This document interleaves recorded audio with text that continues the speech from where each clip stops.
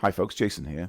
In this video I'm going to be showing you a time-lapse of this model of a house that I created over the weekend. So total hours probably ranging something between 10 to 15 hours. All low poly, it's all been retopologized. I was going to put it into either into ZBrush or into Blender just to kind of sculpt on the edges and stuff like that, but I think I'm going to take care of that in Substance Painter and see what I can do within that. That'll be part 2 of this video. So in this video really it's just going to be showing you a time lapse of how I created it literally from scratch, including like the main sort of structure, the roofing tiles, the windows, and this little kind of porch area here, and this area here, and also these other little features, including also things like this, which is a kind of like strut or some kind of beam coming out that hang things off. And then we've got the chimney, of course, as well. Now, quite ambitious to try and get all of this done. I was aiming to kind of get the little porch and the sort of stairs done, and also even things like this with the rope. I was going to use the CV curve tool and create this, and also do all the lamps and all that. I decided to kind of leave off from that simply because it's just too much to do, really. I think this is enough as it is, and it gives you enough information to sort of work from in terms of like making all the rest of that. So without further ado, let's get into the video, and hopefully you find it useful. I'm going to talk a little bit about the process during the video, and yeah, see where we go from there. So as you can see, I'm starting off with the concept art, and start blocking this out. Now this model here is only a placeholder. I'm just putting it there just to get the overall shape, just kind of seeing, you know, how it kind of looks, get the overall kind of bend you can see there on the roof, and also just looking at the proportions. And then from there I start creating the kind of beams that are kind of going over, and these will be sort of sitting underneath the sort of the slats of wood, you know, which form part of the roof. So again, just kind of curving, extruding and kind of curving this around, and just trying to kind of get it, you know, close to the kind of shape. Now because this is kind of like fairly kind of ramshackle type of shack, you can actually get away with a lot of kind of irregularities because it's supposed to be irregular. So it's got this kind of almost like kind of nailed together kind of look. So I'm just making the sort of roof area here, so just copying a lot of this, copying it, stretching it, changing the proportions, and then just overlaying it. Quite tricky to do because it's all supposed to be overlaying, right? So it's like the rain will kind of run off of it. So yeah, so in order to kind of get it looking something like the concept art as well, where it's got like a part of a hole in the roof, again, so just lots of kind of adjusting. I was stretching this using the smooth tool and the vertexes, just trying to get the shape. Start working at the doorway, use the boolean tool just to get the door hole, and then start working on these sort of beams in between as well, getting the overall shape of the arch, and then looking at, you know, creating the, again, like sort of wooden beams like being sort of carved out around the doorway, and then just merging the vertexes together.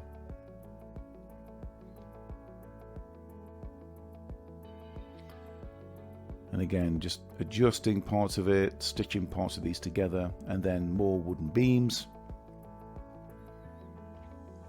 And there's these kind of features here just on the side, which I was kind of modeling. The windows are just copied. I just got the overall shape of that. Again, just, I think I used the polygon tool for this, and then I had to sort of use the multi-cut tool later, but that comes a little bit later. Then just working on the porch area, just trying to kind of get the overall shape of the porch, and again, just kind of overlaying it, maybe like replacing parts of it a little bit later, but just trying to kind of get it, again, looking fairly kind of ramshackle. And we've got some supports here. Now these supports ended up causing me a problem later on. There was something in the geometry, maybe it was like manifold geometry or something or other, and it wasn't allowing me to do the UV islands, so comes that a little bit later. So effectively I just had to kind of replace them. But yeah, but you know, you find these things out as you go along. It's you know, it can be a bit of a pain, but you do learn something along the way. So anyway, so I'm just putting that together for the little porch area, and then eventually I kind of put them in place and then overlay the roof part over it as well. But again, I needed to kind of adjust this later because I kept checking back on the concept art, and it was in terms of proportion, it wasn't quite there.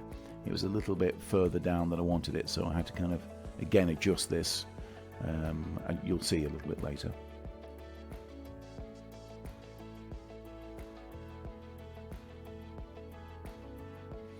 And again, just trying to kind of get the overall shape and just arranging and moving it around. I think I had to kind of copy some of these and delete them and then readjust them. So a lot of going back and forth and adjusting it and moving it. So and then moving on, I think I had some more. I think they had this like kind of strut coming out. It was kind of like a beam, like two beams together. Not sure what this is. I think it might be just for hanging things from. And then just basically putting it in place.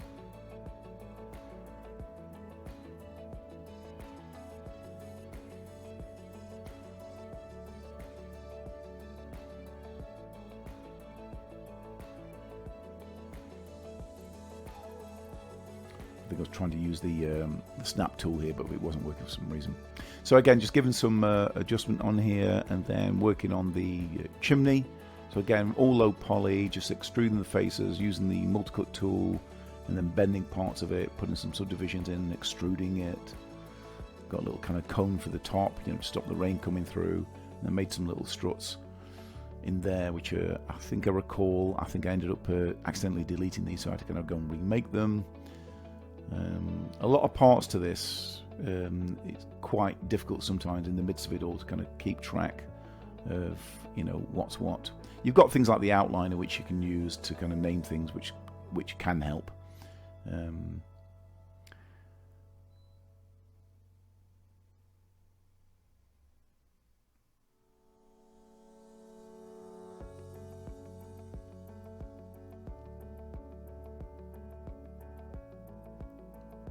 Just more adjustments really.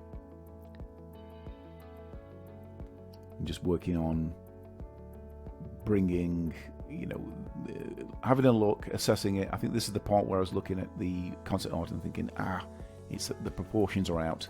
So I needed to kind of stretch it, move it, enlarge it a little bit. And then I start applying different materials here. Now this is mainly for the next video that I'm going to be doing, which is going into Substance Painter. So here what I was going to do is essentially give a color to all the groups.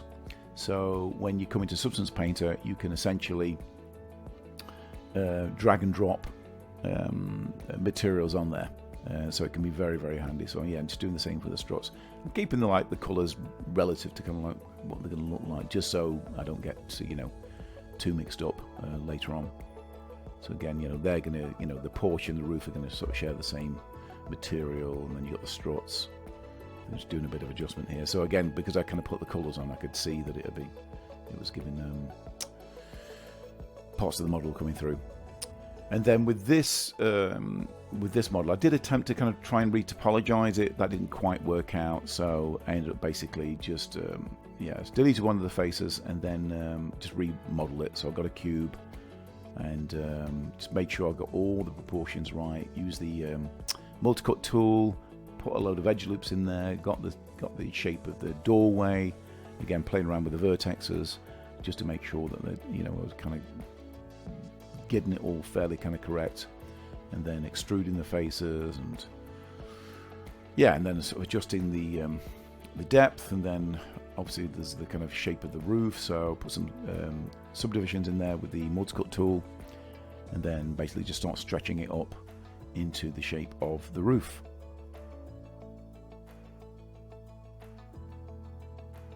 And then just put some more edge loops in there, And then once I was kind of done, I was ready to kind of like put it back into the house. Kept the placeholder in there just so I could kind of get the shapes. And then eventually sort of delete it. I put a little colour on there.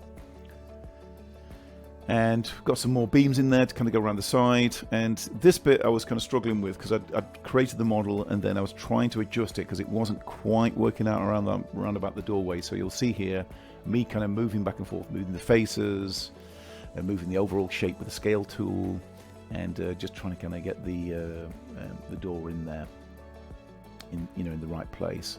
So I'm just kind of selecting the faces, bringing it out. But again, it's just lots of tweaking, really. Just you find this along the way, and then I think I sort of moved or hid the rest of the model, and just kind of trying to kind of get it just so it wasn't sort of sitting back. As you can see there at the side, it's just getting it just so it's kind of just sitting behind the windows. And I think eventually I kind of managed to kind of get the faces exactly where I wanted to kind of get them, and then I was ready to move on.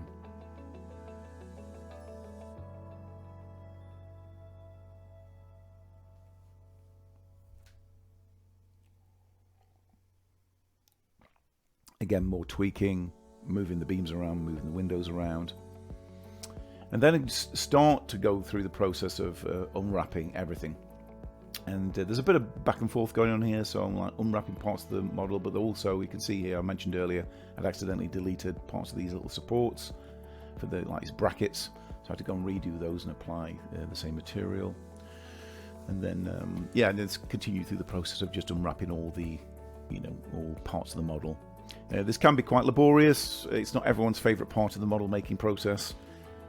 Can be strangely quite therapeutic as well, though, because you can see, you got all the different parts of your model, and you can, and also it's a good idea to kind of look at when you're unwrapping to see if there are any kind of issues going on with the geometry, if there's any kind of manifold geometry, you got any parts of it are kind of crossing over, things like that.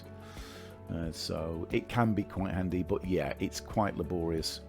I think initially I was using the 3D cut and sew tool, but like I say, it sort of took me about 3 days to kind of make this model over the weekend. And I think eventually, as I sort of got towards the end, I just ended up using automatic.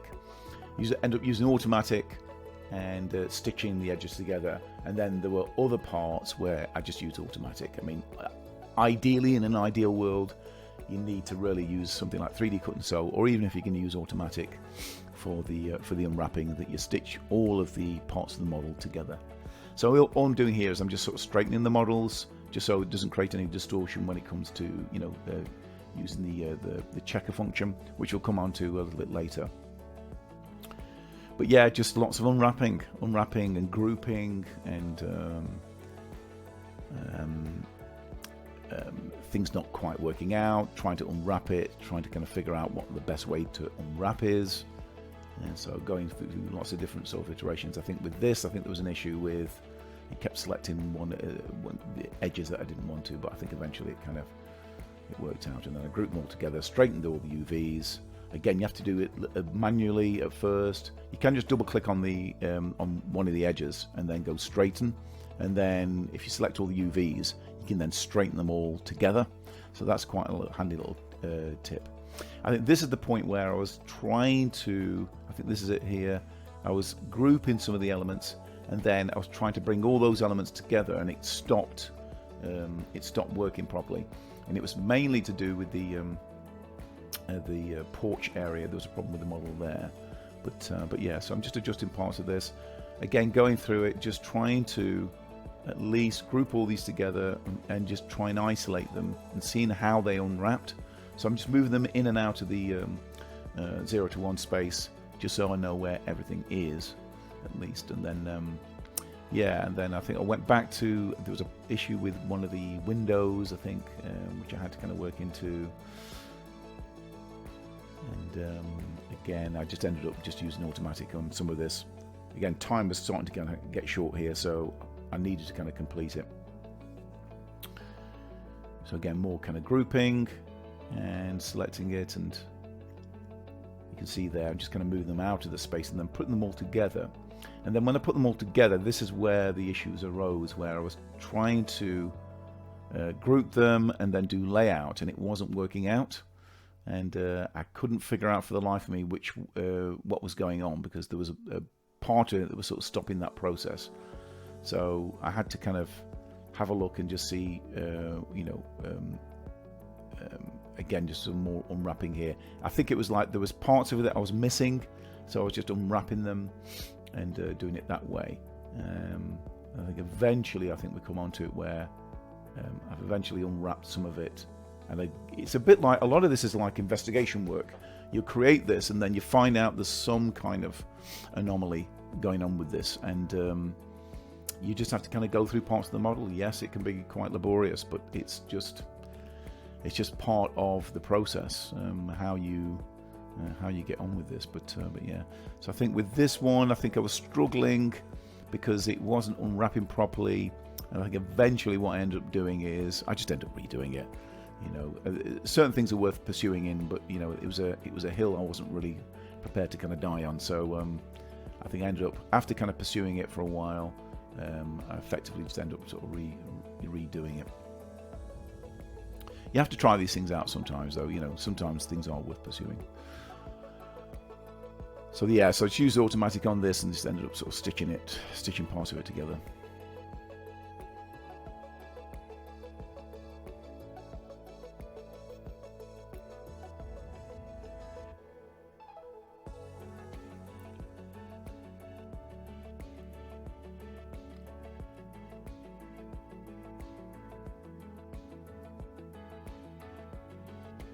I think this is coming up soon, where I just end up, just deleting the faces. And I try and delete some of the faces, and then go, you know what? Let's just do it all over again. So this went on for quite a while. I think a good kind of half hour to an hour. I think I was kind of pursuing this, and I was trying to like delete faces and then mirror it and things like that. And yeah, just ended up sort of taking a cube and then just reworking it, which is what I should have done really in the first place. But like I said before, it's I've been using Maya for a good while now, and still it doesn't quite play ball, and sometimes you pursue it, and sometimes you just have to kind of move on. So yeah, so just copied that the top part, and then I was playing around with the deformer on this and just looking to see if I can actually flatten it, using all different types of like warping tools. And eventually I just end up just selecting all the vertexes and just flattening them. But again, I was just kind of having to play around with that and just seeing how it would work. But yeah, just end up sort of flattening the edge, and then come back to like the unwrapping, sort of the parts of the window at the sides there, and put the material on there, and we've got the I think it's a fong for the actual windows. And then just putting them in place, and I think just adjusting them. I think parts of this I wasn't quite happy with, so I was just readjusting it. Now I thought I'd have a similar problem with these little objects here, and it turned out actually I could unwrap the originals, so I ended up basically just using, I think it was automatic, and then I just sort of stitched them together, as you can see here. And there's a few distortions I think that come up when I use the checker on this as well, and you can see there it's warping at the side, so I just had to kind of adjust some of the UVs just to kind of lessen it. So again, this can be sort of quite laborious, but it's worth pursuing and getting right. And then once I got that, I just copied the same model. So I think I'm just doing a bit of tweaking here with stretching some of it and just making it look a little bit different. I think I shortened parts of it. And then some more unwrapping and using automatic, and just stitching parts of it together. And I think it's at this point I just use automatic. I just start running out of time, and just start bringing all the elements together really.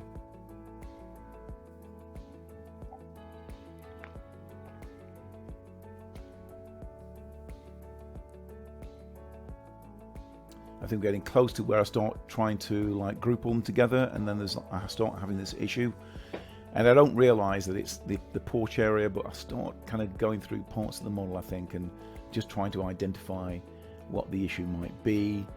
But yeah, sometimes you just don't know. It's a bit like, as I said before, it's like investigation work. You have to kind of try and find out what's going on. I was adjusting some of the settings in the layout UVs, and just trying to find out, selecting them all, and then trying to unwrap it, and it wasn't unwrapping, and so I'm going through each part of the model, and it's it's tricky. So yeah, I'm just unwrapping parts of it here, and the parts of it looked right, and I think eventually it's coming up where I actually identify the culprit, which is just moving some of these shells out the way, and I think this is it here. I think I finally identify it, and I just rework it. I get a cube, and then just start reworking it. And then from here, it's a lot more plain sailing. But yeah, these Maya throws these things up, and it's quite difficult sometimes, frustrating as well at times when you're working on this, because it's you're doing everything you think is right, and there's parts of it that just doesn't sort of quite work out, and it leaves you sort of scratching your head. So I think once I've got those in place, I apply the material, and then I start sort of selecting parts of the model, and then at this point I think I'm able to kind of group it. And I'm using the checker as well, just to make sure that it's kind of there's no distortions going on.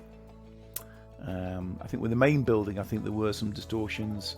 I think I straightened it originally, and I had to just unstraighten it. I think I just used a little unfold, and then I think it comes up shortly. Where is that? It there? There we go. And I just unfold it, and it clears the distortion. So it clearly didn't work straightening that. And that's pretty much it. So hopefully you found this useful, and I shall catch you in part 2. Bye for now.